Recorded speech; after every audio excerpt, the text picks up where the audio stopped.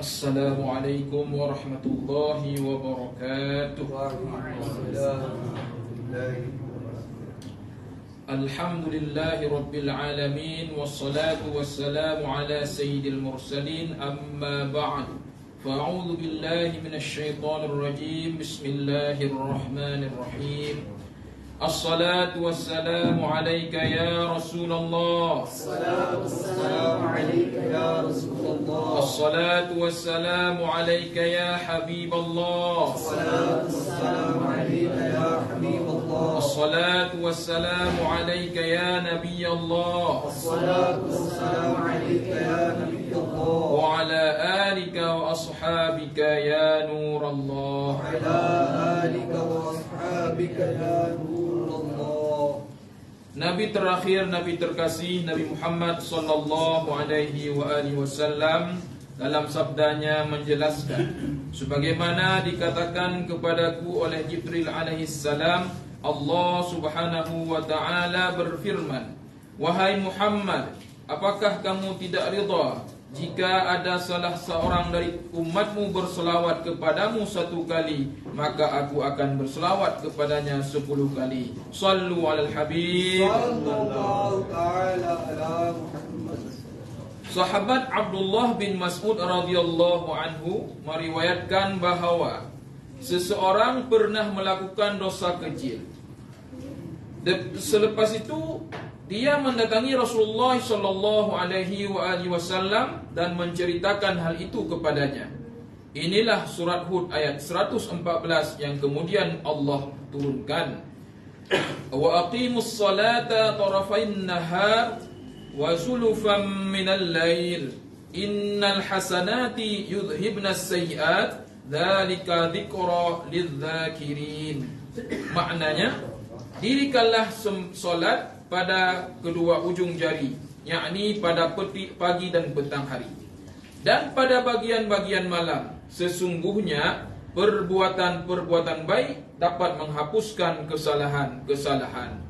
Itu adalah peringatan bagi orang-orang yang selalu mengingat Allah.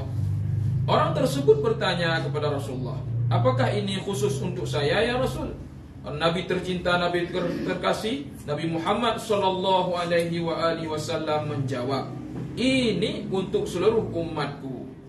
Menafsirkan ayat ini, Allamah Said Muhammad Naim Ad-Din Muraddabadi rahmatullah alaih berkata, kedua ujung hari tersebut mengacu pada pagi dan petang hari, sedangkan waktu sebelum dan sesudah zawal, yakni tergelincir, masing-masing dianggap pagi dan petang.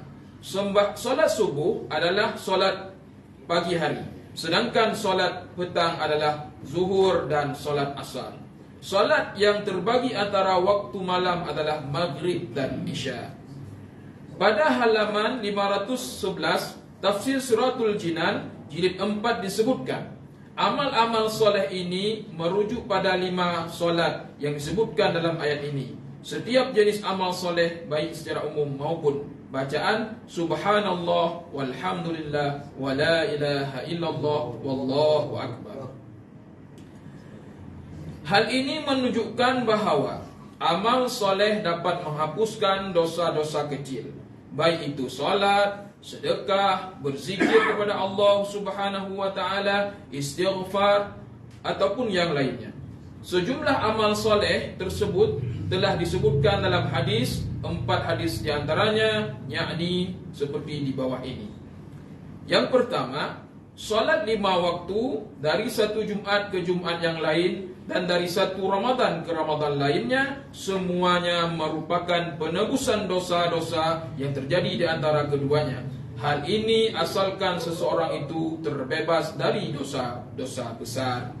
Yang kedua, barang siapa yang berpuasa di bulan Ramadan, mengetahui batasan-batasan had-hadnya dan menjauhi segala larangan-larangannya, maka dosa-dosanya yang telah lalu akan diampuni oleh Allah subhanahu wa ta'ala. Yang ketiga, dari satu umrah ke umrah berikutnya ada penghapus dosa-dosa yang dilakukan di antara keduanya, dan pahala haji mabrur tidak lain adalah syurga. Yang keempat, barang siapa yang mencari ilmu, maka pencarian itu merupakan penghapus dosa-dosa yang telah lalu. Apa maksud penebusan dosa? Saudara-saudaraku muslimin yang tercinta, keempat riwayat hadis sebelumnya mengandung kata-kata kafarah, maksudnya penebusan dosa, yang dalam konteks ini berarti memperoleh pengampunan atas dosa-dosa kecil. Salat adalah ibadah yang penting sekali. Hanya mereka yang kurang beruntung sahaja yang tidak mendapatkan keberkahan, bukan hanya sebagai sarana untuk mendapatkan pahala yang besar, namun menjalankan solat juga mendapatkan pengampunan dosa-dosa kecil.